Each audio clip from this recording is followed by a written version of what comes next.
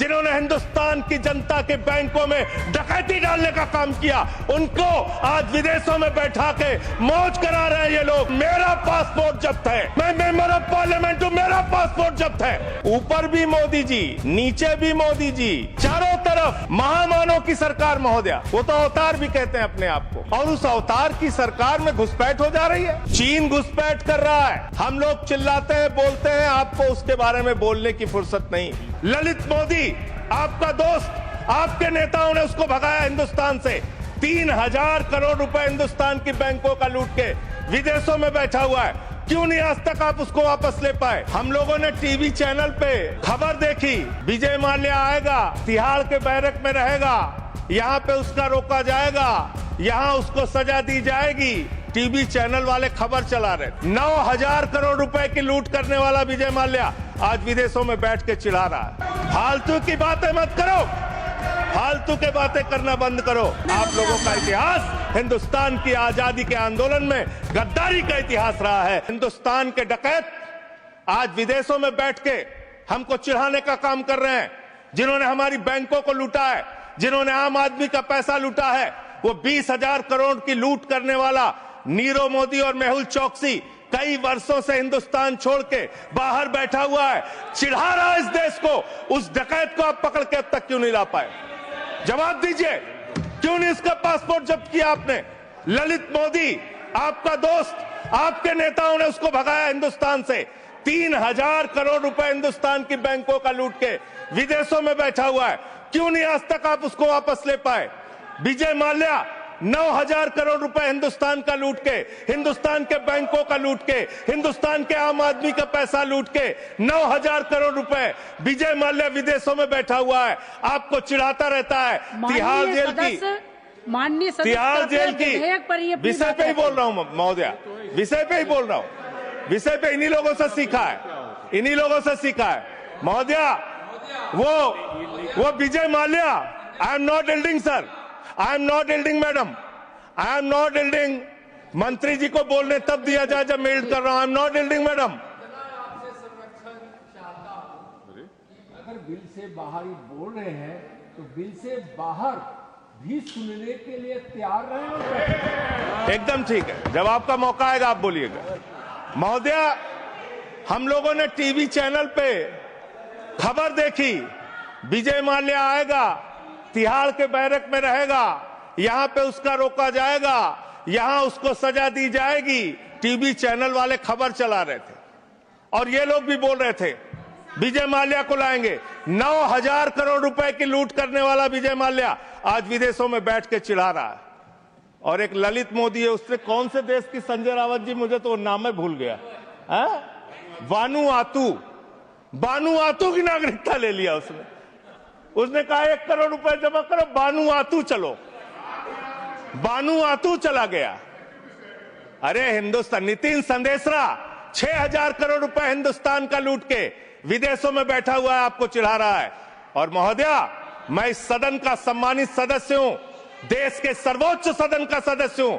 बड़े दुख और पीड़ा के साथ आपके साथ कह रहा हूं कि इन बेईमानों का, जिन्होंने हिंदुस्तान की जनता के बैंकों में डकैती डालने का काम किया, उनको आज विदेशों में बैठा के मौज करा रहे हैं ये लोग। और मेरा पासपोर्ट जब्त है, मेरा पासपोर्ट जब्त है। क्या मैं हिंदुस्तान का नागरिक नहीं? क्या मैं इस सर्वोच्च सदन का सदस्य नहीं? मैं मेंबर ऑफ पार्लियामेंट हूं, मेरा पासपोर्ट जब्त है। मैं कहना चाहता हूं इनसे, अगर वास्तव में तुम्हारी नीयत साफ है तो आज हिंदुस्तान के अंदर 50 करोड़ से ज्यादा जिन जिन लोगों का बकाया है, सबका पासपोर्ट जब्त करो, कोई हिंदुस्तान छोड़ के भागने ना पाए। सबका पासपोर्ट जब्त कीजिए। आप अनावश्यक बातें करते हैं।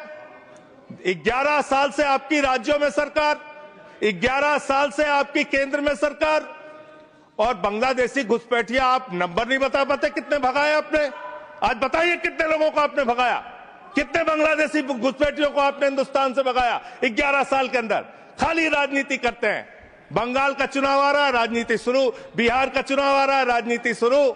अरे इससे ऊपर भी जाओ। और इन्होंने कितना बड़ा पाप किया वो भी बता रहा हूं, पूरे देश को सुनना चाहिए। कितना बड़ा पाप किया इन्होंने। पंजाब के अंदर जो सीमा थी बीएसएफ के देखरेख में, उसको इन्होंने बढ़ा दिया, 50 किलोमीटर तक कर दिया। इसके साथ साथ इन्होंने tycoon profited after India relaxed border security rules for energy park.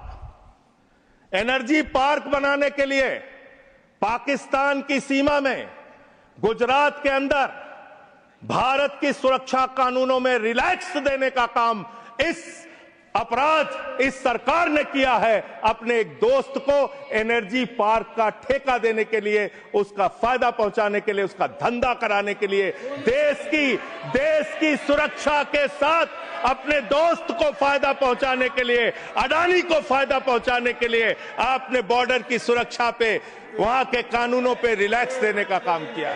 कितने शर्म की बात है, कितने शर्म की बात है। एक दोस्त के लिए देश की सुरक्षा के साथ आप समझौता करते हैं। आप बोलेंगे आप वो लोग हैं जिन्होंने हमारे भारत के नागरिकों का अपमान किया। अमेरिका ने 144 करोड़ की आबादी वाला हिंदुस्तान, दुनिया का सबसे बड़ा लोकतंत्र हिंदुस्तान, दुनिया में भारत की बात जब आती है तो राष्ट्रपिता महात्मा गांधी से हमारी पहचान, भारत की बात जब आती है तो गौतम बुद्ध से हमारी पहचान, बाबा साहब डॉक्टर भीमराव अंबेडकर के संविधान से हमारी पहचान। लेकिन मुझे शर्म आती है कि हमारे नागरिकों को अमेरिका ने हाथ में हथकड़ी, पैरों में बेड़ी बांध के हिंदुस्तान की धरती पे पहुंचाया और आपको शर्म नहीं आई। आप हंस रहे थे, आप मजाक उड़ा रहे थे हमारे नागरिकों का।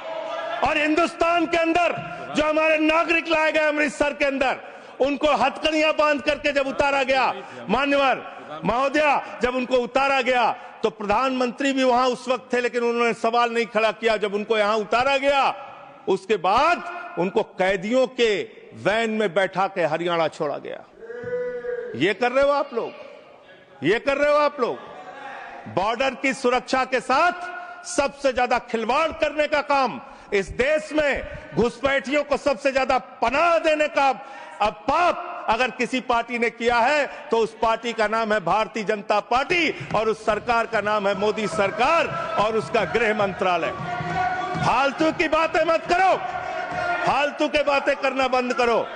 देश के अलग अलग दुनिया के अलग अलग हिस्सों में अगर इस देश की बैंकों को लूटने वाले चंद पूंजीपतियों को बिठाने का, मौज उड़वाने का अपराध अगर किसी ने किया है तो नरेंद्र मोदी की सरकार ने किया है, एनडीए की सरकार ने किया है, आप लोगों ने किया है। आपको बोलने का कोई अधिकार नहीं है। हम राष्ट्रभक्त थे, हैं और रहेंगे। आप